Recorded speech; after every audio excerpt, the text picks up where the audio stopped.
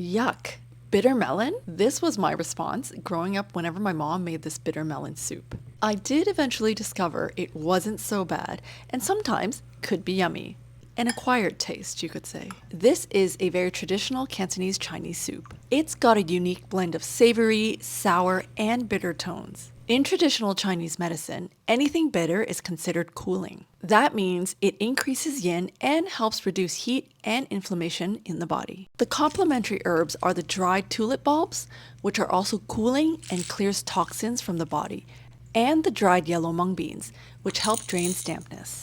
Add in preserved mustard greens, which you can get at any Chinese supermarket, and this combination is delicious. What you'll need is 600 grams of fresh pork bones. I'm using pork shoulder today because it was on sale at the supermarket. 2 fresh bitter melons, half a package of preserved mustard greens, 2 tablespoons of dried yellow mung beans, 1 handful of dried tulip bulbs, and 2 liters of water.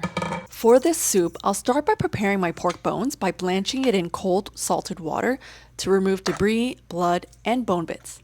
You can watch this video on how to prepare bones for Chinese soups. At the same time, because I'm efficient, I'll start boiling my thermal soup inner pot with 2 liters of cold water on high heat. While that boils, I'll prepare my preserved sour mustard greens. These are super yummy to eat on its own. I like the sourness and crunch and is often served as dressing for congee and stir fry. You can remove this from the packaging and optionally keep or drain the liquid.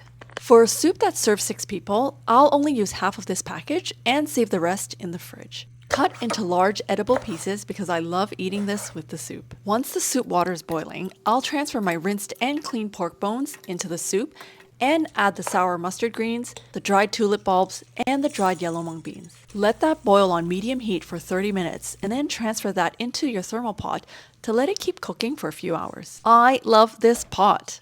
It is so energy efficient and I can walk away as it cooks. I'll then wash and slice my bitter melon right down the middle to expose the inner seeds. Using a small spoon, scrape out the soft flesh that holds the seeds and then slice in half circles about ½ inch thick. You can slice any way you like though. I will reserve the bitter melon until 15 minutes before service. I like my melons a bit soft, but not completely mushy. Reheat the soup on the stovetop to a medium boil and then add in the bitter melons.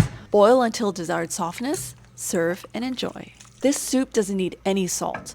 The preserved sour mustard greens are actually very salty. This soup is perfect when I've had too much fried food or my tongue is feeling swollen and sensitive. This means I've got too much yang in my system, or in Cantonese, eat hay. Happy soup making, and I'll see you next time.